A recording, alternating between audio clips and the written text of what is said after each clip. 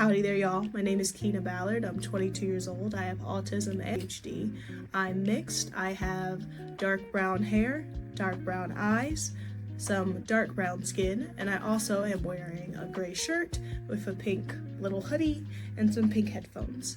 And today I wanted to talk about how I'm going to be interviewing Yvonne, a fellow student with disability, about her college experience. I also wanted to talk to you guys a little bit about my college experience. So I'll get into the interview later. Right now I'm going to talk about a little bit about my college experience and how it's going so far. So far it's going really well.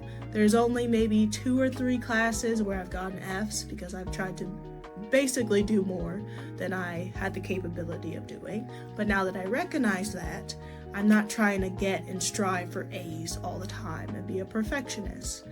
C's get degrees, as my aunt says. So I'm trying to get C's. If I can get an A and I'm capable of getting an A, I'm definitely going to get an A. That's how I'm going to go. But right now, I'm just kind of taking it one step at a time. So right now is nearing the end of my winter semester, and I'm really excited to basically finish up. This is my first semester completely online, and then next spring, this coming spring pretty much, I will be doing it hybrid. So there's 2 classes that I'm doing completely online, and then 1 class I'm doing in person, and I hope that minimizes some of the stress I had with homework, because I remember last term I took like 5 classes, which was an inappropriate amount for me to take after only taking 2 for a long time. I was like, let me bump it up to 5. I don't have anything else to do. And I remember being so stressed out, so depressed, so sick, because I would stress myself out to the point where I got sick. So this semester, I'm not trying to do that. And I'm trying to have more time for myself and more time for my relationships of all types. And I really want to do that, but I also want to do this YouTube thing. So I don't want to just keep going to school and doing 1,000 degrees of school.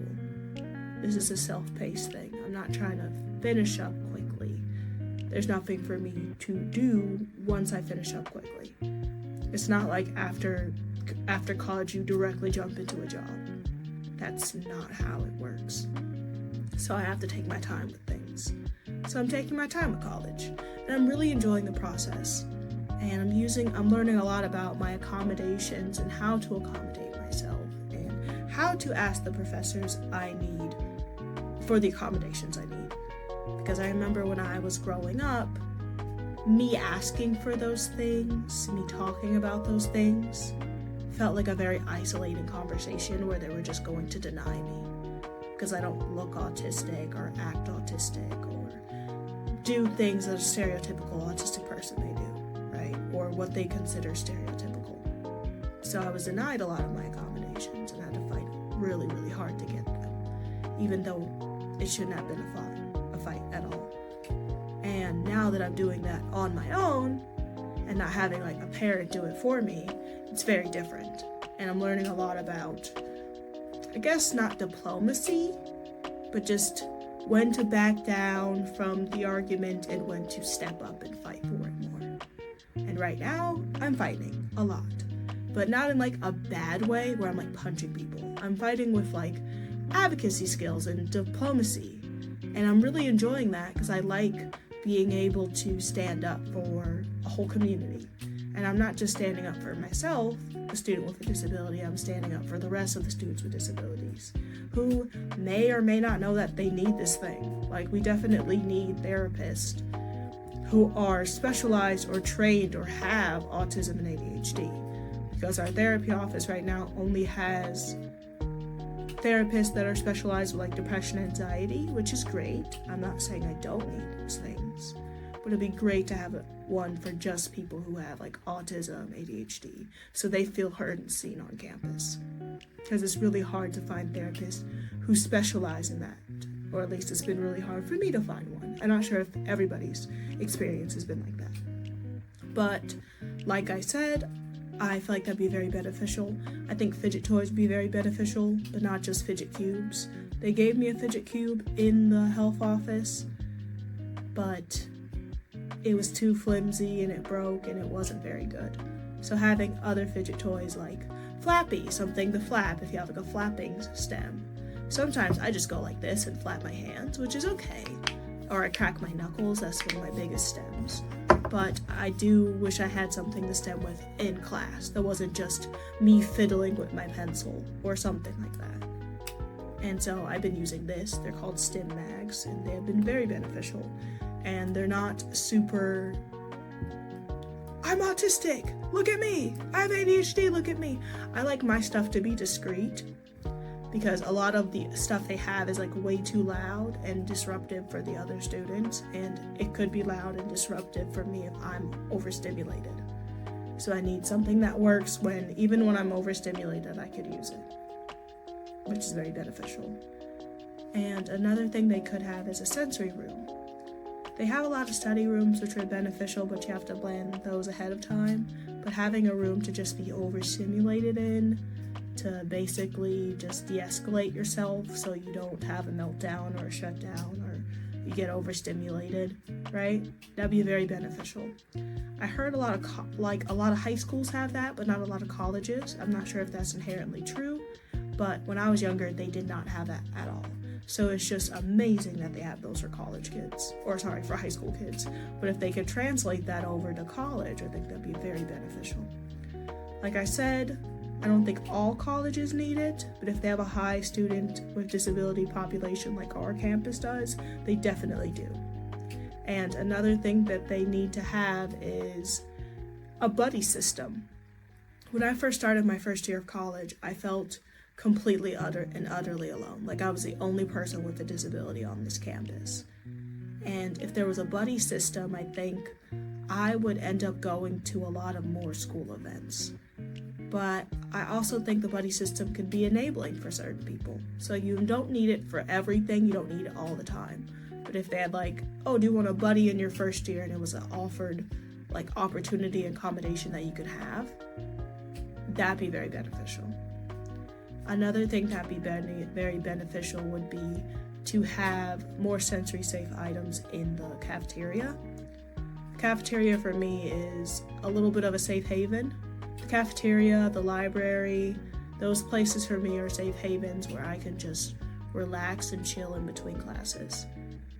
Another place that was a safe haven for me until they started construction was the lawn. I liked laying in the grass between classes in the warm sun. But can't really do that because of construction, so the cafeteria is the second, or maybe another place I could do so, but not when there's not really anything I can eat, and it's really expensive. And so if they had discounts for students with disabilities like me on things like the bookstore, for example, where I get a lot of my snacks when the cafeteria is overwhelming or they don't have much, you could have discounts on the student store and the bookstore and the cafeteria and the little, I don't really remember what it's called, but there's another place on campus that I think would be beneficial to have discounts. And so it would also give us more pride as a student with disability, because it makes us feel like we're there and we're being seen and heard. But also that we have a little bit of an advantage over the other students, which is nice, to say the least. You don't want to feel like you're some weird oddball from another planet. Another thing that'd be very beneficial would be open book on all exams. Because sometimes I'm studying for exams, studying so hard, but then once I actually get to the exam, I forget everything. So having it be open book on most exams, it doesn't have to be all exams, but any exams that are online or in person would be beneficial. Another thing that'd be beneficial is the use of ChatGPT for note-taking. So for example, you could have ChatGPT simplify and highlight key points in a textbook. So if you have a learning disability that makes it really hard to read, you can use that to basically shorten down your reading time and highlight the key points for exams and quizzes, but also just great for just general studying. Or if you have a hard time and you have dyslexia, right? and you have a hard time maybe forming sentences or writing on paper like that, or the letters keep getting switched around, you could have it basically help you with your vocabulary. Make sure that your words are in the right place, that your tone is correct. Because I've had a lot of professors be like, you have to redo something, or please make sure you're not using ChatGPT because I'm autistic, and sometimes I sound robotic, and that translates onto paper. So that would help a lot with getting the tone right of the paper, and making sure it doesn't sound too robotic, making sure that the punctuation is correct and the grammar is correct. Because of my ADHD, it's really hard for me to understand where my tone is, how this is supposed to be maybe placed here, how to have transition words. I'm getting better at that. I'm taking an English 101 class currently. That's helping me a lot with like figuring out formatting, how to cite things, correct grammar usage, where's that punctuation supposed to go, transition words, etc. But after that class, I may not completely grasp it the way I can, because I do have autism and ADHD. So it'd be very beneficial to be able to use ChatGPT to check my work. I'm not copying and pasting anything, so technically not plagiarism. But technically speaking, it can't be plagiarism to begin with because ChatGPT is not a real person. So I don't understand why copying and pasting is bad and it is considered plagiarism at my particular school. I'm not sure if that's at all community colleges where that's considered plagiarism, but I don't think that's right. The right definition of plagiarism. I don't think it should be considered plagiarism. But that's just on me. I'd have no clue, actually. So I think that's all I want to say for now. I'll be bringing Yvonne in for the next video. So I hope you guys stay tuned for that. Have an amazing day, and a magical day too. Please like, comment, and subscribe for more content like this. I'll link my Instagram in the bio down below. Bye!